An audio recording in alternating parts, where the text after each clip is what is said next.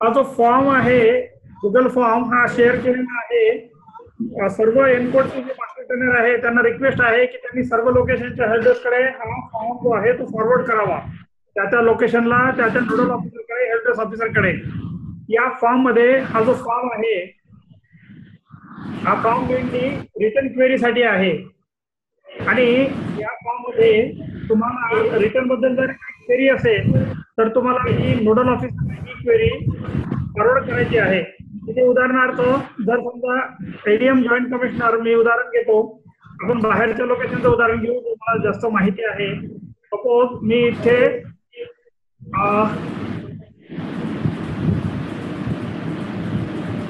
Nagpur select करतोय, म्हणजे जेसीएडीएम नागपूर यांच्याकडचं ते नोडल ऑफिसर आहे आणि त्यांचं लोकेशन जे आहे नागपूरकडचं त्यांचं भंडारा लोकेशन आहे.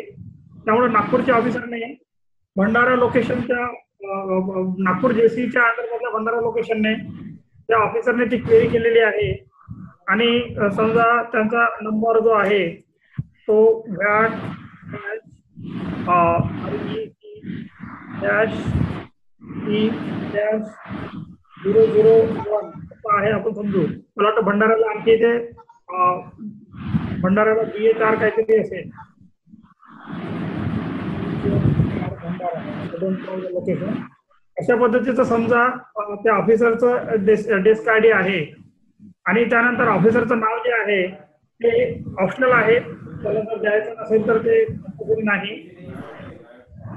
त्यानंतर मोबाईल नंबर जो आहे तो पण कंपल्सरी नाही आहे, तो मोबाईल नंबर त्यांचा जो आहे ते देऊ शकतात. त्यानंतर ईमेल आयडी तो सुद्धा कंपल्सरी नाही आहे, तो सुद्धा ते ईमेल आयडी जो आहे त्यांना द्यायचा असेल तर देऊ शकतात. हे झाल्यानंतर आता क्वेरीला सुरुवात होते. कोणता फॉर्म नंबर त्या डीलरला फिलअप करायचा आहे जो तुमच्याकडे आलेला आहे क्वेरी घेऊन, त्याला कोणता फॉर्म नंबर फिलअप करायचा आहे ते तुम्हाला सिलेक्ट करायचं आहे. समजा त्याला 231 आणि CST हे 2 फॉर्म भरायचे आहे, तुम्ही ते 2 फॉर्म सिलेक्ट करा. त्याची क्वेरी कशासाठी आहे नेमकी, त्याची क्वेरी जी आहे ती क्वेरी हेडर रिलेटेड आहे का, सेल्स अनेक्शर बद्दल आहे का, परचेस अनेक्शर बद्दल आहे का, त्यानंतर प्रिव्ह्यू रिटर्न जे आहे एक्सेल मधलं त्याबद्दल आहे का, त्यानंतर एक्नॉलेजमेंट त्याला मिळालेलं नाही का त्याबद्दल आहे का, किंवा पेमेंट बद्दल आहे का, किंवा लॉग इन आयडी किंवा पासवर्ड बद्दल आहे का, किंवा व्हॅलिडेट करताना काही इश्यू येतोय का, किंवा काही एरर मेसेज आहेत का पर्टिक्युलर, ते एरर मेसेजमुळे त्याला ते करता येत नाही आहे का, किंवा त्याचं रिटर्न अपलोडिंग आहे त्यामध्ये काही एरर येते का. यापैकी नेमकी कशाची एरर आहे हे यामध्ये सिलेक्ट करायचं आहे. आणि जर समजा याचा विचार करतो की त्याच्या परचेस अनेक्शर मध्ये त्याला प्रॉब्लेम आहे तर परचेस अनेक्शर सिलेक्ट करावं. आणि इथे क्वेरी जर काही त्यामध्ये डिटेल लिहिता येत असेल की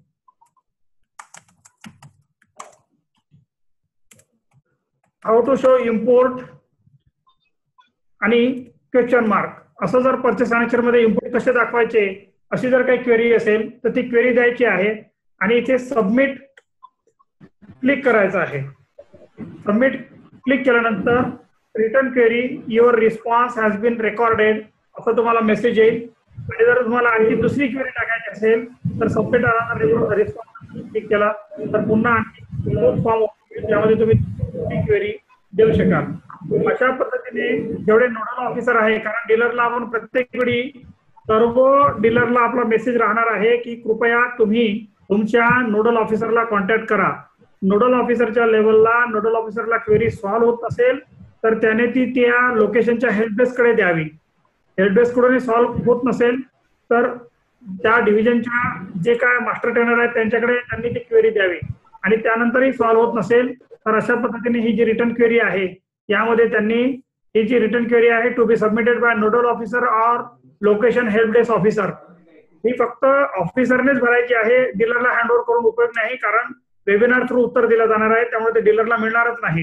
हे तुम्हालाच ज्या क्वेरी आहे त्या क्वेरी लॉक करायच्या आहेत आणि ह्या वेबिनारच्या वेळी जेव्हा जेव्हा वेबिनार होईल त्यावेळी लोकेशनचं जे आहे आलेलं आहे इन्फॉर्मेशन त्या आधारे त्या क्वेरीचा रिप्लाय केल्या जातील. दररोज आपण वेबिनारने या क्वेरीचा रिप्लाय देऊया. तर अशा पद्धतीने ही प्रोसेस आहे. डीलरला इथे आणि तुमच्यासाठी डीलरला आणि तुमच्यासाठी इथे user guide, allowed combination, return instruction आणि गुड्स रिटर्न सिनारिओ हे आपण दिलेले आहेत. आणि आता जे सध्या टॅम्पलेट तुम्हाला मी दाखवलंय ते मी डेमो टॅम्पलेट म्हणून इथे आज संध्याकाळपर्यंत अपलोड करणार आहे. तर हे डेमो टॅम्पलेट जे आहे ते सुद्धा तुम्हाला इथे अवेलेबल होईल. यामुळे 231च्या बद्दल आज जो आपला वेबिनार झाला आहे त्यामध्ये मी जास्तीत जास्त इथे तुम्हाला माहिती देण्याचा प्रयत्न केलेला आहे. सध्या रिटर्न अपलोडिंग सुरू झालेलं नाही, त्यामुळे हाऊ टू फाईल रिटर्न यामध्ये कोणत्याही प्रकारचं मटेरियल अवेलेबल नाही. FAQs आहेत, लोकेशन वाईज हेल्प डेस्क डीलरला माहितीसाठी दिलेले आहेत, टीम वाईज नोडल ऑफिसर दिलेले आहेत आणि रिटर्नचं प्रेझेंटेशन सुद्धा इथं आपण ठेवलेलं आहे. अशा पद्धतीने इथे हा पूर्ण जो आहे हा भाग पोर्शन जो आहे तो रिटर्न साठी आहे आणि यामध्ये आपण डिटेल इन्फॉर्मेशन दिलेली आहे. याशिवाय जर काही क्वेरी असतील ज्या यामधून तुम्ही हे सर्व डाउनलोड केल्यानंतरही तुमच्या क्वेरी जर रिझॉल्व्ह होत नसतील तर तुमच्यासाठी मास्टर ट्रेनर जे इनकोडचे आहे त्यांच्याकडे हा एक गुगल फॉर्म पाठवलेला आहे. त्या फॉर्म मध्ये तुम्ही इन्फॉर्मेशन जर फिलअप करून दिली तर त्या इन्फॉर्मेशनच्या आधारे त्या क्वेरी रिझॉल्व्ह केल्या जाऊ शकतात. माझ्याकडून सध्या प्रेझेंटेशन हे झालेलं आहे, मी कन्क्लूड करतो आहे. तुमच्या काही क्वेरी असतील तर 1 बाय 1 तुम्ही सध्याही विचारू शकता. फक्त सर्वांना अनम्यूट करू नका, काही जे आहे त्यांना म्यूट करा किंवा चॅट आहे चॅटद्वारे आपण कोणाला क्वेरी विचारायची आहे ते सांगू शकतील आणि त्यानंतर त्या क्वेरीचा आपण रिप्लाय देऊ शकतो. हॅलो, हा बोला. हा, मालवी लोकेशवरून DCADM भामरे पाटील बोलतोय. सर नमस्कार. नमस्कार नमस्कार. आमचे काही नोडल ऑफिसरचे काही प्रश्न आहेत, एक मिनिट जरा. सर आपल्या वेबसाईटवर जे आता पोर्टल तुम्ही दाखवलं ते ऑफिसमध्ये PC वर ओपन होत नाही, सगळ्यात बेस्ट प्रॉब्लेम आहे. नाही नाही, त्याचा प्रॉब्लेम कसा मी सांगतो. काय झालेलं आहे या फोल्डर बाबतीत असं आम्हाला अनेक मेसेज आले होतं काय की तुमचं जे ब्राउझर आहे ना त्या ब्राउझरमध्ये आता मी समजा हा क्रोम आहे, या क्रोमला इथे सेटिंगला गेल्यानंतर हा क्रोम जो आहे मी इथे दाखवतोय तुम्हाला.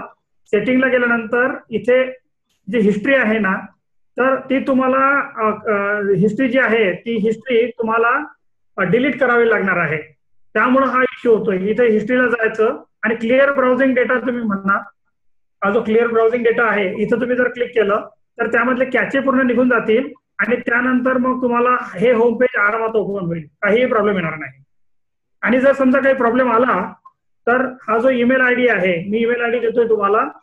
हा जो ईमेल आयडी आहे mvatautomation@gmail.com हा जो ईमेल आयडी आहे या ईमेल आयडीला तुम्ही मेल करू शकता.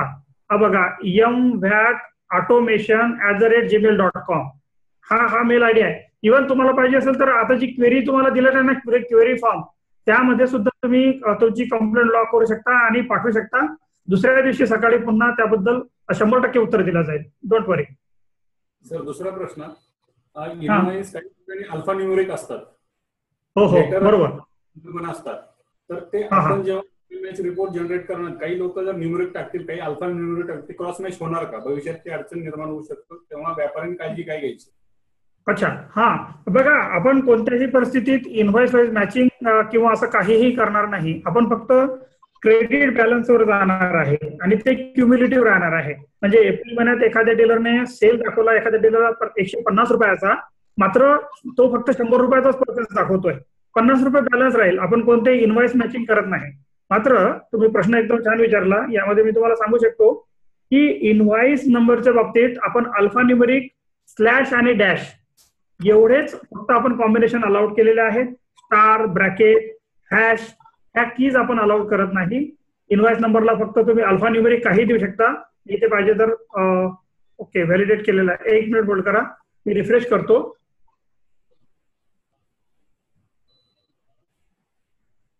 रिफ्रेश झालेला आहे. इथे बघा आता जर मला इनव्हॉइस नंबर द्यायचा असेल तर मी तो इनव्हॉइस नंबर A12/34 असा मी इनव्हॉइस नंबर टाकू शकतो. मात्र मला इथे एवढंच अलाउड आहे, स्लॅश आणि डॅश. यापेक्षा मला दुसरं कोणतेही जे डिजिट आहेत ते टाकता येणार नाही आहेत. पेमेंटची हे नाही डिटेल कुठे टाकायची सांगितलेलं नाही तुम्ही त्याच्यात. ओके ओके ओके ओके सगळ्यात महत्वाचा मुद्दा काय आहे की पहिले 2 महिने जे आहे जोपर्यंत नवीन पोर्टलवर पेमेंट सुरू होणार नाही तोपर्यंत आम्ही पुन्हा व्हॅलिडेट केलेलं आहे आणि 231 ला आलोय.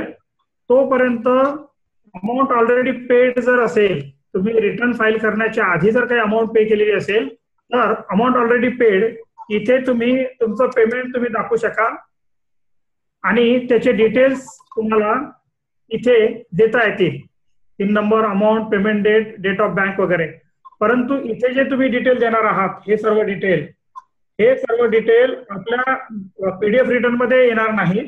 मात्र तुम्ही जे अमाऊंट ऑलरेडी पेड म्हणून आहेत जे इथे दिलेले आहेत ते मात्र तुमच्या पीडीएफ मध्ये येतील आणि तुम्हाला क्रेडिट मिळेल.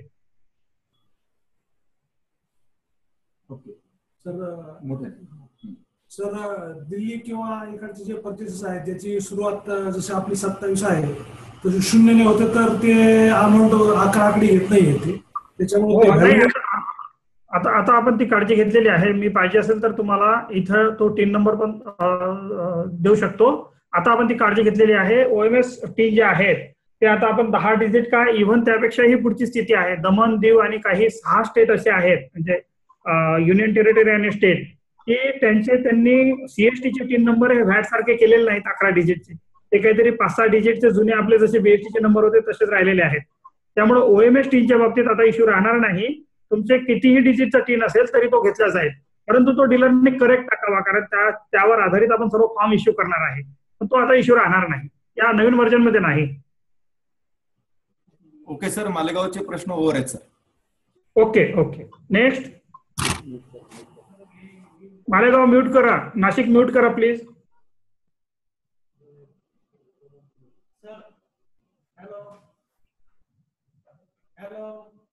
हा बोला.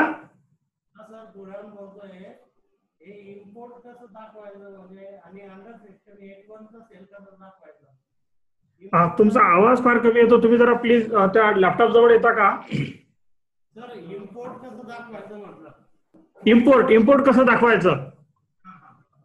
अच्छा फक्त इम्पोर्ट बद्दल नाही, मी तुम्हाला कोणत्याही ट्रान्झॅक्शन बद्दल तुम्ही बीइंग अ नोडल ऑफिसर जर तुम्हाला प्रश्न आला तर मी त्याचं एकत्रितरित्या सर्वांना उत्तर देतोय.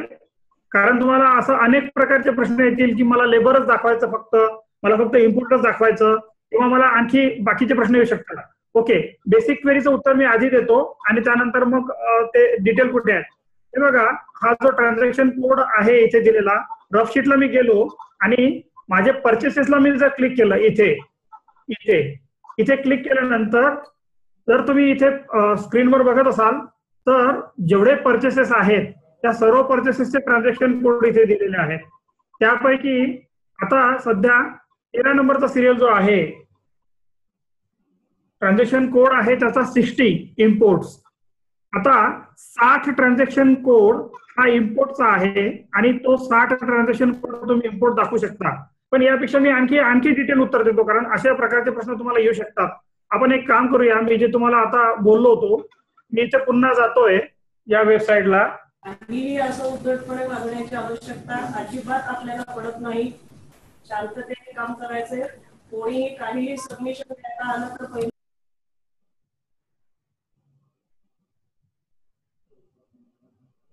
हॅलो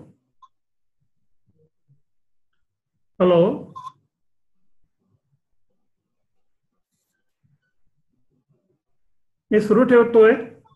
मला वाटतं तुम्ही सर्वजण मला ऑडिबल आहात. ठीक आहे.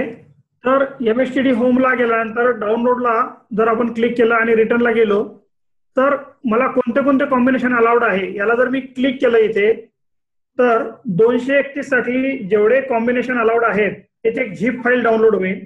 मी फक्त 231 बद्दल सध्या बोलतोय. 231 फॉर्म ही फाईल ओपन झाली इथे. आता या फाईलला क्लिक केल्यानंतर परचेसेस बद्दल आपण बघूया. तुम्ही परचेसेस बद्दल मला प्रश्न विचारला होता, मी ही एक्सेल फाईल ओपन करतो.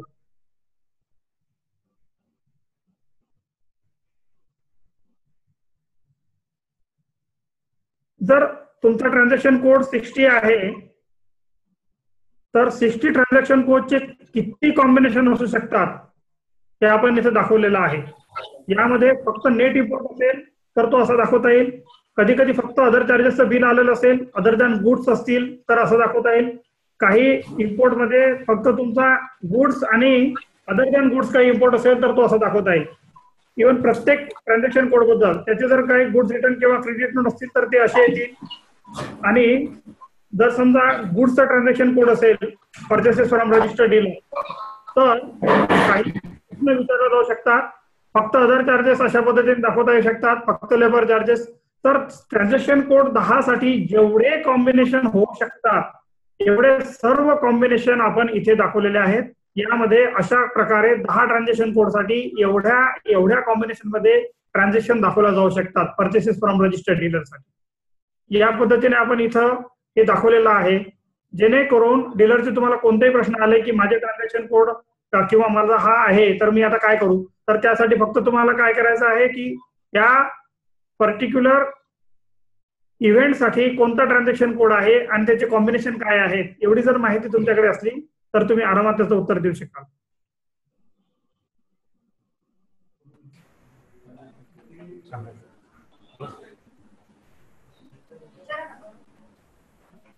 Hello sir. हा बोला बोला. ऍक्च्युली अपलोडिंग कसं होणार आहे सर? आपण डेमो दाखवणार.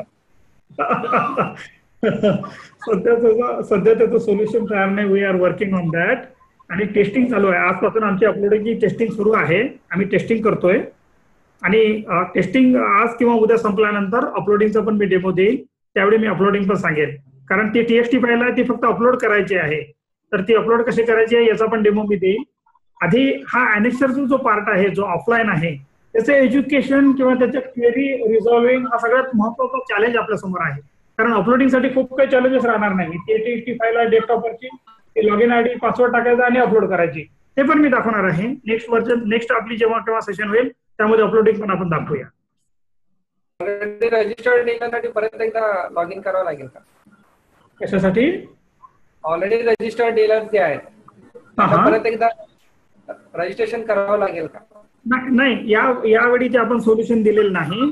जे नवीन सिस्टीमच्या आधी रजिस्टर्ड आहेत, जे आपलं जे नवीन पोर्टल आता आपण नवीन रजिस्ट्रेशन जे ओपन केलं होतं, जे गो लाईव्ह केलं होतं, त्या आधीचे जेवढे डीलर महावॅटच्या पोर्टलवर ऑलरेडी रजिस्टर्ड आहेत त्यांना महावॅटवर जाऊन लॉग इन ID पासवर्ड टाकला की ते नवीन पोर्टलवर रिडायरेक्ट होतील. ज्या लोकांनी नवीन पोर्टल सुरू झाल्यानंतर रजिस्ट्रेशन घेतलेलं आहे, ज्यांनी नवीन रजिस्ट्रेशन युटिलिटीमध्ये घेतलेलं आहे, ते डायरेक्ट जी वेबसाईट आहे जी मी आपल्याला दाखवतोय इथे ते एक्झिस्टिंग युजर लॉग इन इथे जाऊन क्लिक करून त्यांचं जे काय पिन नंबर आणि पासवर्ड आहे ते टाकून इथून डायरेक्ट रिटर्न अपलोड करू शकते. मालेगाववरून अजून एक शंका आहे. हा बोला. व्हॅलिडेट केल्यानंतर जे डेस्कटॉपला रिटर्न टेम्पलेट तयार होतं, हा TXT फाईल, हा TXT फाईल, तर ती ओपन केल्यानंतर एडिटेबल आहे का? कारण एक अनुभव सांगतो, जेव्हा आपल्याकडे लेट फी कंपल्सरी केली त्यावेळेला बऱ्याच प्रॅक्टिशनरनी ती फाईल ओपन करून एडिट 5,000 रुपये त्यातले डिलीट केले आणि नंतर रिटर्न अपलोड केलेले आहेत. Okay okay okay. ओके. हे बघा, ही TXT फाईल आहे. या TXT फाईलच्या बाबतीत सॉरी, ही TXT फाईल आहे. या TXT फाईलच्या बाबतीत तुम्ही जी शंका व्यक्त केली ती परफेक्ट आहे की अनेक लोकांनी या TXT फाईल मध्ये चेंजेस केले. पण सगळ्यात महत्वाचा मुद्दा, याबद्दल आम्ही भरपूर काळजी घेतलेली आहे. डीलरने TXT फाईल मध्ये कोणताही बदल केला तर त्या TXT फाईल मधला जो डेटा सिस्टीमवर येणार आहे त्यावरून पुन्हा पूर्ण नवीन जसं ह्या एक्सेल फाईल मध्ये रिटर्न तयार झालं तसं पूर्ण नवीन रिटर्न हे सिस्टीमवर तयार होणार आहे आणि सिस्टीम स्वतः चेक करणार आहे की त्याला लेट फी लागते का. आणि जर ती लेट फी लागत असेल तर जोपर्यंत लेट फी भरणार नाही तोपर्यंत ते रिटर्न अपलोड होणार नाही. त्यामुळं डीलरने TXT फाईल मध्ये बदल काही केला तरी त्याचा रिटर्न चुकेल, लेट फी मात्र चुकणार नाही. Thank you sir. Okay okay okay. Excess credit carry फॉरवर्डचं काय नाही? हा बरोबर आहे. एक्सेस क्रेडिट कॅरी फॉरवर्ड आणि ऍडव्हान्स पेमेंट सध्या आपण ते ऑटो पॉप्युलेट करणार नाही ऑफलाईन. तर त्या डीलरला ते रिटर्न फॉर्म मध्ये हे इथे जो आहे रिटर्न फॉर्म, एक मिनिट मी रिटर्न फॉर्म ओपन करतो.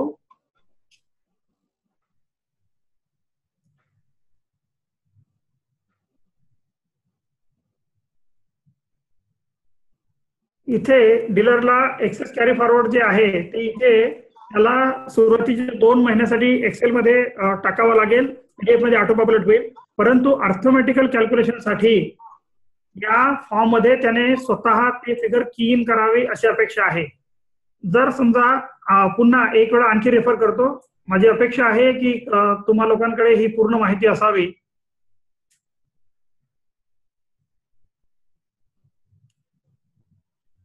या MSTD होमला इथे डाउनलोडला गेल्यानंतर हा रिटर्न आहे.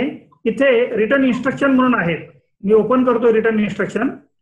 या रिटर्न इन्स्ट्रक्शन मध्ये प्रत्येक फील्ड बद्दल, रिटर्नच्या एकूण एक फील्ड बद्दल पूर्ण माहिती दिलेली आहे, डिटेल इन डेप्थ मध्ये. तुम्ही इथं पाहू शकता.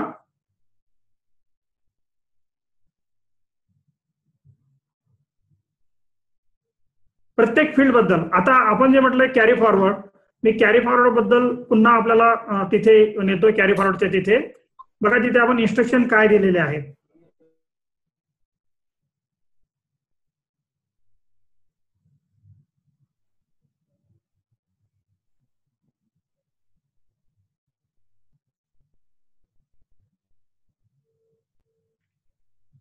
मी इथे आलोय. 13AB स्क्रीनवर आहे. Excess credit brought forward from previous return. The value in this field will be blank in preview return, offline excel return in tablet, but it will get auto-populated in draft return, PDF return on system for respective return period. To obtain accurate arithmetical value in draft return, PDF return on system, please enter value manually. Excess credit brought forward should be equal to the amount of excess credit brought forward in the previous return. तो ही आपण suggest काय करतो डीलरला की आम्ही ते auto populate करणार आहेत, परंतु अर्थमॅटिकल कॅल्क्युलेशन, उदाहरणार्थ या केसमध्ये समजा हे 100 रुपये त्याने ऍडव्हान्स पेमेंट केलेले आहे आणि 100 रुपये त्याचं ब्रॉड फॉरवर्ड आहे असं आपण समजूया. जोपर्यंत तो हे 100, 200 टाकणार नाही मॅन्युअली, तोपर्यंत त्याला सेट ऑफ तर 10 रुपये ऍडमिसिबल आहे आणि त्याचे पेबल जे आहेत ते 20 रुपये आले होते. तर अशा पद्धतीने त्याला 10 रुपये पेबल आले होते, परंतु हे 200 रुपयाचं जे एक्सेस क्रेडिट आहे ते त्याला इथे बघा, त्याचे 200 रुपये हे कॅरी फॉरवर्ड झाले, 20 रुपये त्याचा टॅक्स पेबल होता, 10 रुपये ITC होते, म्हणजे 10 रुपये पेबल आले होते. आता 200 रुपये 100 रुपये कॅरी फॉरवर्ड झाले आणि 100 रुपये त्याने ऍडव्हान्स पे केले. आता 200 रुपये त्याच्याकडे एक्स्ट्रा आहेत, त्यापैकी 10 रुपये पेबल झाल्यानंतर 190 रुपये त्याला इथे 190 रुपये हे पुढे कॅरी फॉरवर्ड करता येणार नाही किंवा रिफंड मागता येणार नाही. तर जोपर्यंत इथे 190 येणार नाही तोपर्यंत त्याला इथे एंट्री करता येणार नाही. तर अर्थमॅटिकल कॅल्क्युलेशन बरोबर व्हावे या दृष्टिकोनातून आपण डीलरला सजेस्ट करतो की बाबा रे, आम्ही तर PDF रिटर्न मध्ये दाखवणार आहे, परंतु अर्थमॅटिकल कॅल्क्युलेशन बरोबर व्हावेत या दृष्टिकोनातून कॅरी फॉरवर्ड, ब्रॉड फॉरवर्ड आणि त्यानंतर अमाऊंट ऑलरेडी पेड हे रिटर्न मध्ये टाक, जेणेकरून तुझं रिटर्न अर्थमॅटिकली करेक्ट असेल.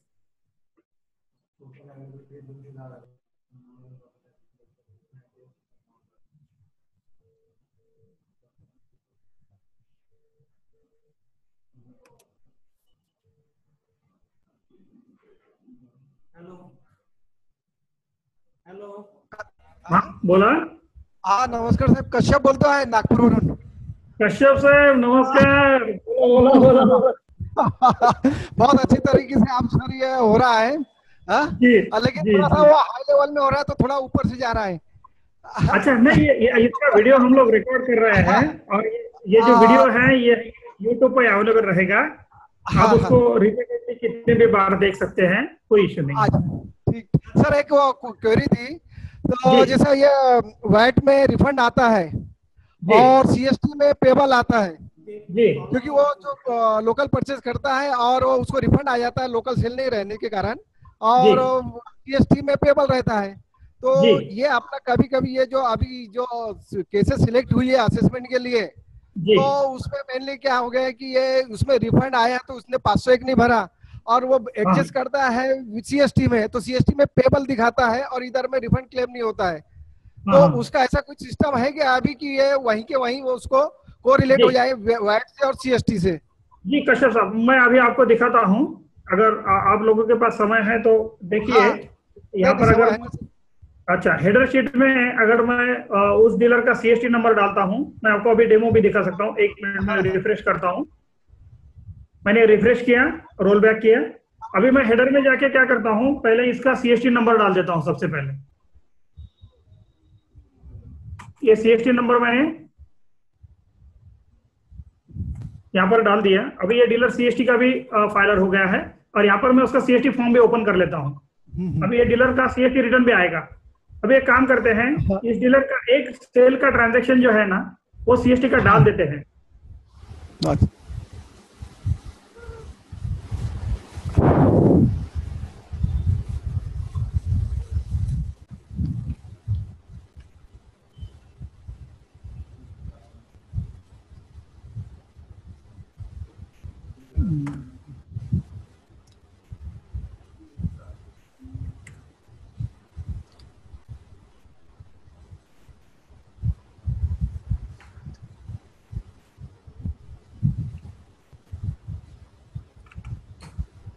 अभी एक डीलर का एक जो सीएसटी का ट्रांजैक्शन है 10 रुपए का मैंने डाल दिया है और यहाँ पर ये टोटल भी मुझे 110 रुपए लगेगा इसका।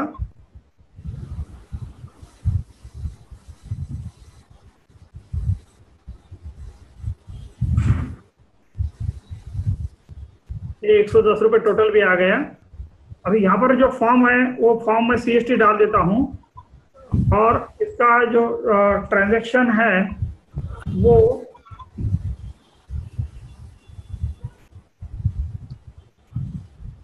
सीएसटी का ट्रांजैक्शन कोड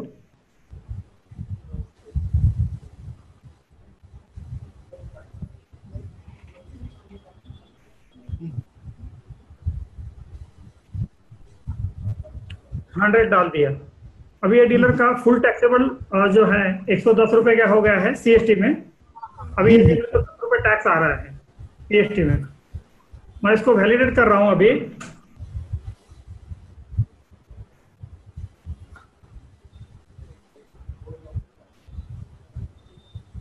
ओके 100 ठीक है।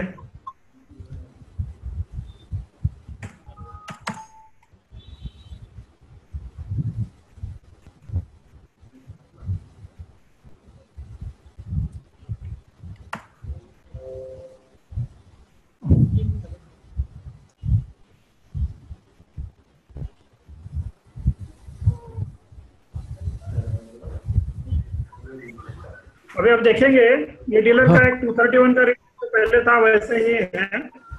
एक सीएसटी का रिटर्न हो गया है रेडी और इस डीलर का जो टैक्सेबल टर्नओवर है वो 100 रुपए आ गया है। अभी 100 रुपए के ऊपर उसको 10 रुपए का टैक्स भी आएगा। अभी अगर हम लोग यहाँ पर देखें तो मैं टैक्स रेट जो है 10% सिलेक्ट करता हूँ। सेल्स टर्नओवर जो है वो 100 रुपए सिलेक्ट करता हूँ और ऐसे उसका 10 रुपए का लाइबिलिटी बनता है। अभी ये डीलर का आप अगर देखोगे तो 10 रुपए का लाइबिलिटी बन गया है। यहाँ पर उसको 10 रुपए पेबल आ गया है। अभी मैं 231 में जाता हूँ और बोलता हूँ कि जो एक्सेस क्रेडिट मेरे पास अवेलेबल है 190 रुपीज इसमें अवेलेबल है मेरे पास। अभी इसमें का जो 10 रुपया है वो सीएसटी में एडजस्ट करता हूँ। 10 रुपए मैंने सीएसटी में एडजस्ट किया तो यहाँ पर मुझे 180 बचेगा। अभी 180 में कैरी फॉरवर्ड कर देता हूं और आप अगर सीएसटी में देखेंगे यहीं पर तो ये देखिए सीएसटी में वैट से 10 रुपए आ चुका है। हाँ और ये सीएसटी का पेबल नील हो गया है। अच्छा सीएसटी का पेबल नील हो जाएगा। जी सर ये फॉर्म बंडल है, इसकी वजह से अभी डीलर को वहीं पर ये सब एडजस्टमेंट करना होगा। अभी डीलर के पास ये चांस नहीं है कि मैं सीएसटी में एडजस्ट भी करता हूं और रिफंड भी मांगता हूं, ये नहीं हो सकता अभी। हाँ सर अभी क्योंकि अभी जो केसेस ईआईयू की तरफ से आई है हेलो तो हाँ, जो वैट पे लोकल सेल नहीं है कुछ लेकिन सीएसटी में तो लोकल में पूरा की पूरा रिफंड बताता है सेटअप और सीएसटी में पेबल बताता है। तो वो रिस्क फैक्टर करके जितना वो सीएसटी क्योंकि पेमेंट नहीं है वो बोलता है कि वैट का एडजस्ट किया है सीएसटी में और सीएसटी में रिस्क फैक्टर करके ईआईयू की तरफ से आता है कि इतना उसका वो टैक्सेबल है उसको पेमेंट नहीं किया है। तो ये अभी नहीं हो जाएगा क्या? ये अभी इसका सवाल ही नहीं, मैंने आपको करके दिखाया अभी कि 231 में अगर कुछ है वो ट्रांसफर कर दिया तो ऑटोमेटिक यहाँ पर कम हो जाएगा। ऐसा उसको चांस ही नहीं है कुछ करने का। ठीक है ना, thank you sir, thank you. Okay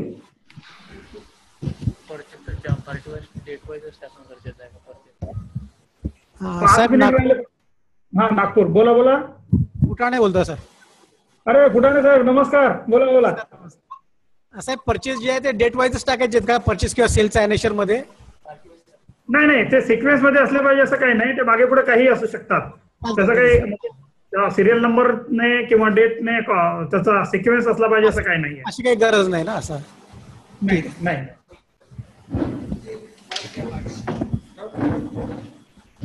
sir नमस्कार. नमस्कार. लहाने बोलतो सर. लहाने सर नमस्कार. बोला बोला बोला. बस सर एकदम बेसिक क्युरी अशी आहे की सध्या क्वार्टरली फायलर पण आपले आता येतील ना सगळे? हा हा. पण आपण काय करतोय लहाने साहेब यामध्ये, त्यांना स्टॅगर्ड मॅनरने घेतो. आधी फक्त एप्रिल महिन्याचं ओपन करणार आपण. बरं बरं. नंतर मे महिन्याचे, एप्रिल महिन्याची एक डेट असेल 15 दिवसाची, 15 दिवसात एप्रिल महिन्याच्या नंतर पुन्हा मे महिना ओपन करणार. एक्झॅक्टली. आणि 15 नंतर मग क्वार्टरली सुरू करणार. Okay okay sir. कारण तो चंक खूप मोठा आहे आपल्याकडे. हो. त्याच्यामुळे मॅक्झिमम लोकांच्या क्युरीज ज्या आहेत त्या क्वार्टरली फायलरच्याच येऊन राहिल्या की आम्ही कसं फाईल करायचं, सिस्टम आमचं रिटर्न घेत नाही. बरोबर बरोबर. परफेक्ट. त्यासाठी लहाने साहेब हा गुगल फॉर्म जो तयार केला ना, तो यासाठीच तयार केला. कारण काय होतं, ऑफिसर लोकांना खूप त्रास होतो. डीलर्स त्यांच्याकडे येऊन बसतात, ऑफिसर लोकांना कळत नाही नेमकं त्यांना काय उत्तर द्यावं. यासाठी हा गुगल फॉर्म तयार केला. त्या फॉर्म मध्ये जेवढ्या डीलरकडून क्वेरी झाल्या त्या टाका आणि दुसऱ्या दिवशी वेबिनारवर पुन्हा मी लोकेशन वाईज त्या क्वेरी वाचेल आणि त्याची उत्तर देईल, जेणेकरून परफेक्ट कॉम्बिनेशन राहील. तर क्वार्टरलीच्या वेळी डीलरला अजिबात त्रास होणार नाही आणि ऑफिसरला त्रास होणार नाही मुख्यतः, कारण ऑफिसरला खूप डोक्याला ताप होतो. Excellent sir, excellent. एकदम hats off. Thank you thank you Lahane साहेब, थँक्यू.